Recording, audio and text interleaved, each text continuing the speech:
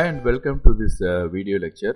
So போன வீடியோவில் வந்து நம்ம என்ன பார்த்தோம் அப்படின்னா வந்து போர்ட்ஃபோலியோ மேனேஜ்மெண்ட் ப்ராசஸ் பற்றி தான் பார்த்தோம்.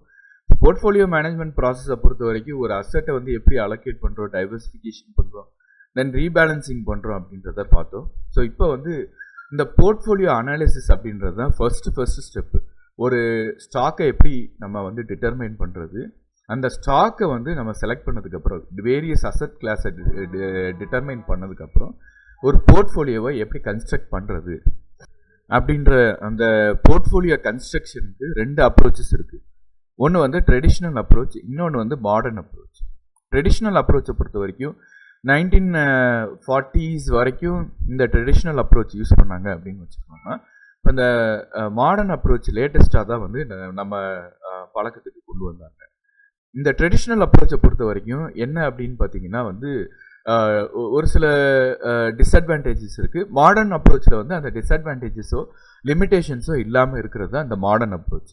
ஸோ நம்ம ஃபஸ்ட்டு வந்து ட்ரெடிஷ்னல் அப்ரோச்சை பற்றி பார்ப்போம். ட்ரெடிஷ்னல் அப்ரோச்சை பொறுத்த வரைக்கும் ஒரு போர்ட்ஃபோலியோ எதுக்காக நம்ம கிரியேட் பண்ணுறோம் அப்படின்னு சொல்லி, ட்ரெடிஷ்னல் அப்ரோச்சை பொறுத்த வரைக்கும் ஒரு போர்ட்ஃபோலியோவை நம்ம எதுக்காக கிரியேட் பண்ணுறோம், என்ன அப்ஜெக்டிவ், என்ன கோலுக்காக நம்ம வந்து ஒரு இன்வெஸ்ட்மெண்ட்டை கிரியேட் பண்ணுறோம் அப்படின்றது தான் வந்து first step.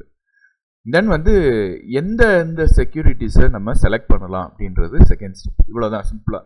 So first objectives, then selection of security அப்படியே மெயின்டைன் பண்ணிட்டு போகிறது. இதுதான் வந்து ட்ரெடிஷ்னல் அப்ரோச்.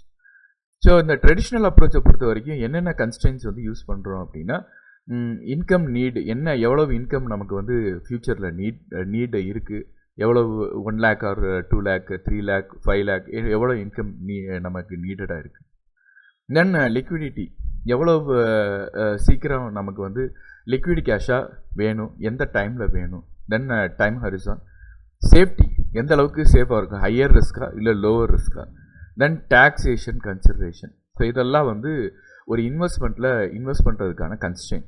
நம்ம ஏற்கனவே பார்த்த மாதிரி இப்போ ஒரு சில எக்ஸாம்பிள் சொல்லணும்னா, லிக்விடிட்டியை பொறுத்த வரைக்கும் நம்ம வந்து ரியல் எஸ்டேட்டில் இன்வெஸ்ட் பண்ணோம் அப்படின்னா லிக்விடிட்டி கம்மியாக இருக்கும். ஏன்னா ஈஸியாக வந்து நம்மளால் செல் பண்ண முடியாது அந்த ப்ராப்பர்ட்டியை. இதே இது ஷேரில், மியூச்சுவல் ஃபண்டில் இன்வெஸ்ட் பண்ணோன்னா ஈஸியாக வந்து நம்மளால் வித்ட்ரா பண்ணிக்கலாம் ஒரு 2 to 3 daysக்குள்ளே. ஸோ இதுதான் இந்த மாதிரி ஒவ்வொரு இது கன்ஸ்ட்ரெயின் இருக்குது. ஸோ அந்த கன்ஸ்ட்ரெயினை பேஸ் பண்ணி தான் நம்ம வந்து போர்ட்ஃபோலியோவை நம்ம க்ரியேட் பண்ணுவோம், இன்வெஸ்ட்மெண்ட்டை வந்து நம்ம அப்ரோச் பண்ணுறோம். ஸோ ட்ரெடிஷ்னல் அப்ரோச்சை பொறுத்த வரைக்கும் இந்த 5 ஸ்டெப்ஸை வந்து ஃபாலோ பண்ணுவோம். ஃபஸ்ட்டு வந்து நம்ம பார்த்த மாதிரி அனாலிசிஸ் ஆஃப் கன்ஸ்ட்ரெயின்ஸ், என்னென்ன கன்ஸ்ட்ரெயின்ஸ் இருக்குது அப்படின்னு நம்ம அனலைஸ் பண்ணுவோம்.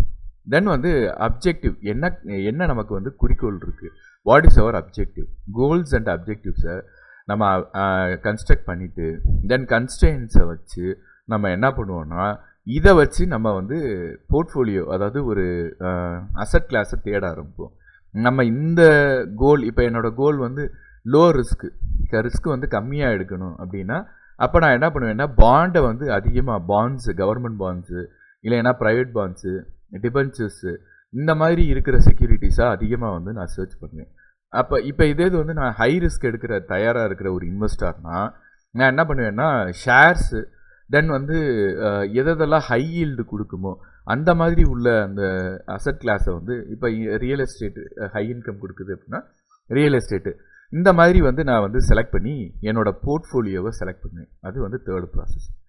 ஸோ இப்போ இதுக்கு அடுத்து என்ன பண்ணுறோன்னா, ஒவ்வொரு அசட் கிளாஸோட ரிஸ்க் ரிட்டர்னை கேல்குலேட் பண்ணோம்.